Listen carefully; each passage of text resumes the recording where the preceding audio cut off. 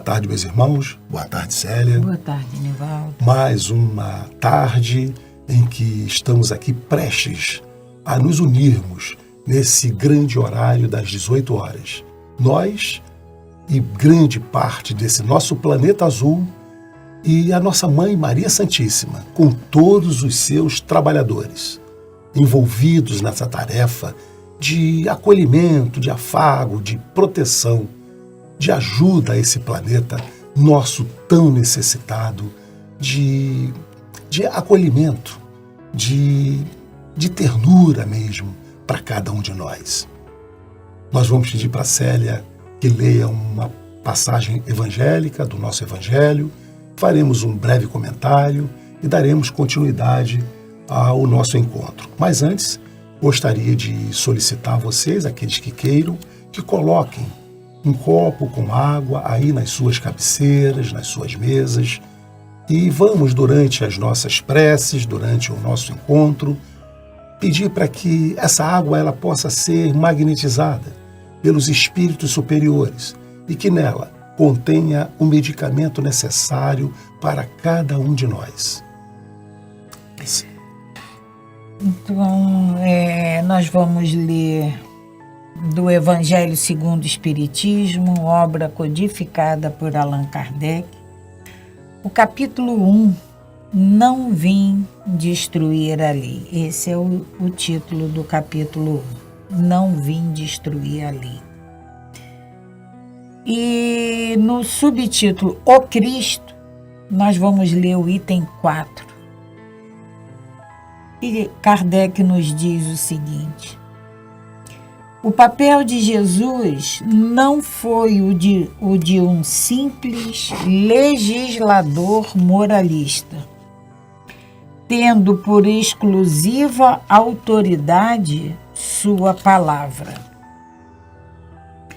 Cabia-lhe dar cumprimento às profecias que lhe anunciaram o advento. A autoridade lhe vinha da natureza excepcional do seu espírito e da sua missão divina. Ele viera ensinar aos homens que é a verdadeira vida, e não é a que transcorre na terra, e sim a que é vivida no reino dos céus. Viera ensinar-lhes o caminho que a esse reino conduz, os meios de eles se reconciliarem com Deus e de pressentirem esses meios na marcha das coisas por vir, para a realização dos destinos humanos. Entretanto, não disse tudo, limitando-se respeito a muitos pontos, a lançar o germe de verdades que, segundo ele próprio o declarou, ainda não podiam ser compreendidas. Falou de tudo, mas em termos mais ou menos implícitos. Para ser apreendido o sentido oculto de certas palavras suas, mister se fazia que novas ideias e novos conhecimentos lhe trouxessem a chave indispensáveis. Ideias que, porém, não podiam surgir antes que o espírito humano houvesse alcançado um certo grau de madureza. A ciência tinha de contribuir poderosamente para a eclosão e o desenvolvimento de tais ideias. Importava, pois, dar à ciência tempo para progredir.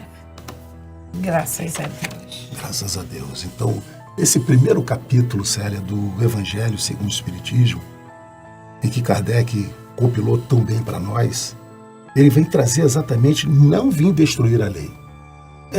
Porque naquela época, os judeus, quando começaram a ouvir aquelas pregações, achavam que Jesus queria destruir a lei deixada por Moisés. Os 10 mandamentos que foram ditados a Moisés pela divindade. Então, Jesus já deixa claro que ele não veio mudar essas leis. Pelo contrário, ele veio dar cumprimentos. Ele veio a ratificar, confirmar essas leis.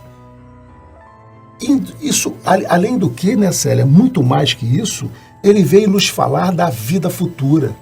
Ele veio nos falar que a verdadeira vida não é essa que nós vivemos aqui. E isso é o nosso grande embate até hoje. Até hoje. É o nosso grande embate, porque muitos de nós ainda olhamos para a nossa vida como eterna. Fazemos planos para depois e não nos apercebemos que a nossa vida aqui nessa matéria, nesse corpo físico, ela tem um tempo limitado. Ela tem um tempo programado.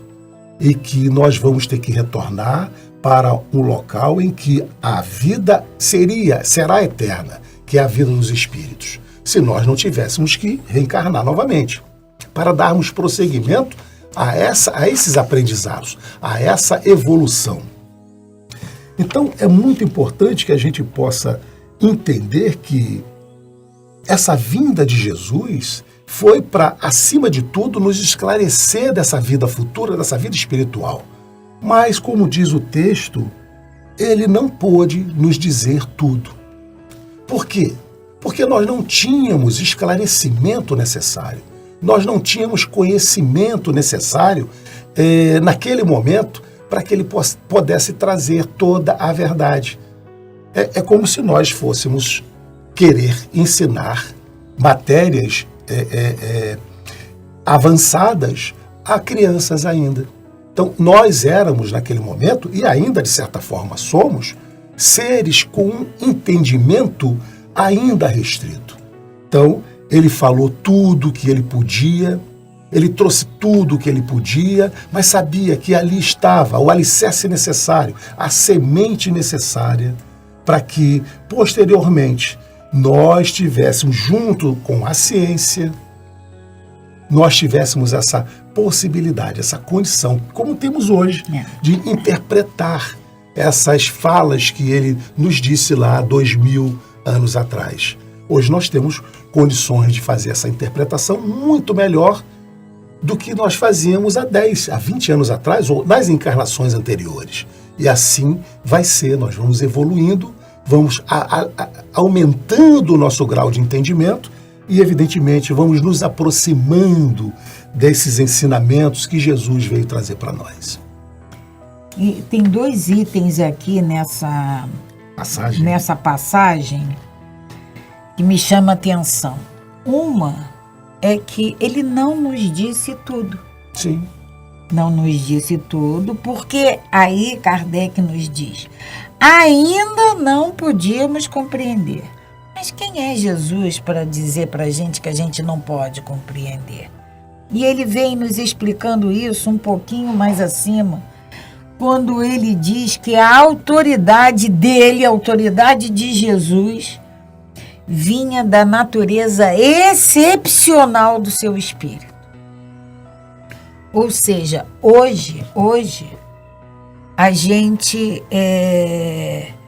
fala a doutrina espírita nos diz que foi o ser mais perfeito que Deus colocou junto conosco. E isso há 2023 anos atrás. Ele era o Cristo. Que é esse espírito hoje? Perfeitamente. Porque o progresso é uma lei de Deus. É para todos nós. Se lá atrás ele já era o Cristo, porque é Jesus Cristo. Cristo é a categoria dele. Ele era crístico. O que não é hoje? esse E espírito. quando ele nos diz, né, Célia, que um dia todos faríamos o que ele fez, quando nós estivermos fazendo o que ele fez, ele estará fazendo muito mais. E uma outra passagem desse texto nos diz assim: cabia-lhe dar cumprimento às profecias. Então, nada é estanque, nada é assim, isso aí parou aqui, ponto final, agora aquilo ali parou. Tudo é uma sequência. Então, as profecias, os profetas, já falavam da vinda dele. A nossa evolução, a nossa criação, a nossa evolução segue um caminhar sempre para frente. São elos. Nada é estanque. Então ele veio para cumprir a lei e acrescentar outras que nós ainda não aprendemos, como perdão, amor, mas que é meta de cada um de nós. Faremos a leitura do tempo para entendimento, mensagens de Francisco Cipriano e Irmã Germana, psicografada por Celi Durão. Reflexo. Hoje quero lhes falar sobre reflexos. Sua fisionomia deve expressar a sua alma. Nunca aparente aquilo que não está sentindo. A sinceridade toma as pessoas confiáveis, fáceis de se lidar. A sinceridade deve ser comedida. Pensar antes de falar, para que não deixe o outro magoado, sentindo com a rudez de sua palavra. Há momentos em que o silêncio é mais revelador do que 1000 palavras. O olhar pode dizer muito. O ser humano é reflexo do seu meio.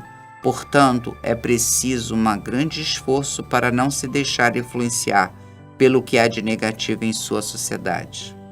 Elevar-se com pessoa, resguardar-se das más influências, pensar que você está na Terra com a missão de redimir-se de reflexos de outras vidas. O conhecimento, o estudo, a persistência em tudo o que fizer irá certamente refletir-se na condição de sua vida.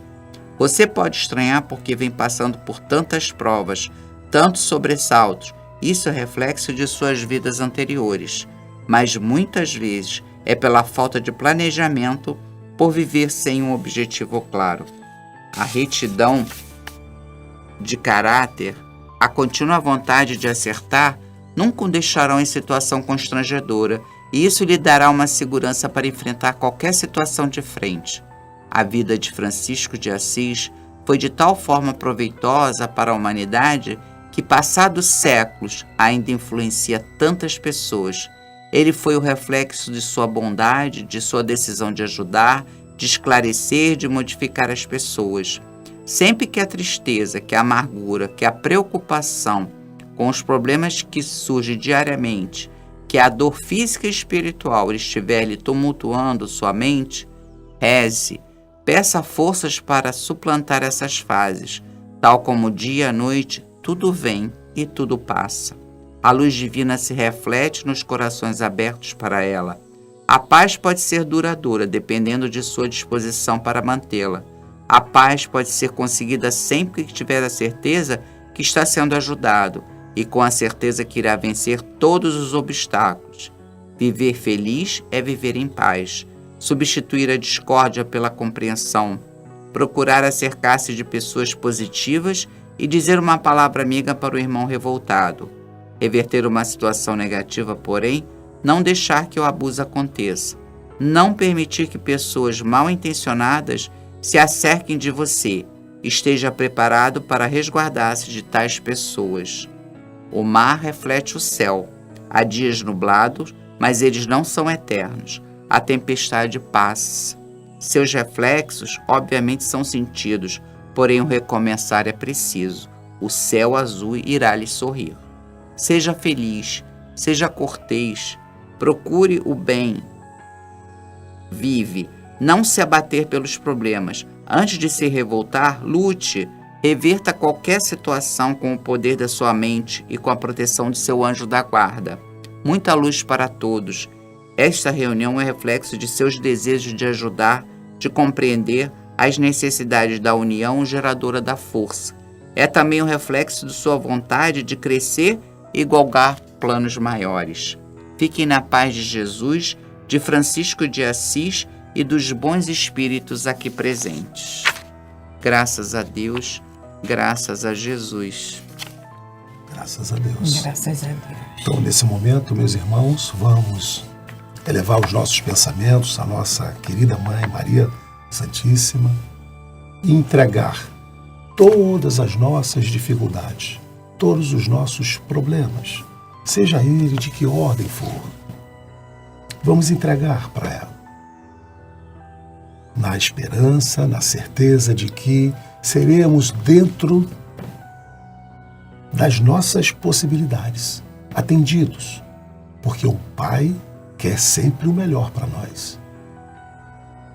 Vamos então pensar, irradiar pensamentos positivos para nós e para todos aqueles irmãos que neste momento estão envolvidos nessa grande corrente de prece, de oração. Mas não vamos esquecer dos nossos irmãos que estão à margem, os nossos irmãos que estão nesse momento em presídios, manicômios, moradores de rua e todos aqueles que estejam necessitados. Vamos envolver em nossos pensamentos toda a nossa humanidade, para que possam receber da nossa Mãe Maria Santíssima, dos seus trabalhadores, toda essa força, essa carga energética necessária a darmos continuidade em nossas vidas. Que assim seja.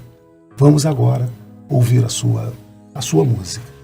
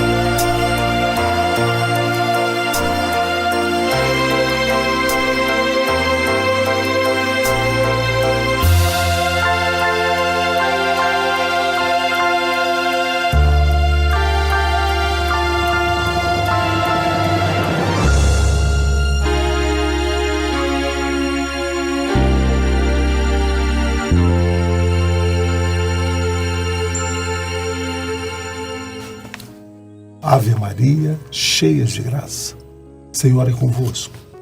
Bendita sois vós entre as mulheres, e bendito é o fruto do vosso ventre, Jesus.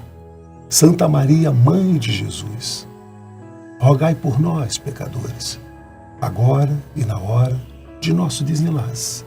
Que assim seja. Pai nosso que estais nos céus, santificado seja o vosso nome. Venha a nós o vosso reino, seja feita a vossa vontade, assim na terra como no céu. O pão nosso de cada dia nos dai hoje. Perdoa as nossas ofensas, assim como nós precisamos perdoar a quem nos tem ofendido. E não nos deixes cair em tentação e livra-nos de todo o mal. Então, meus irmãos, que tenhamos uma noite abençoada, de muita paz.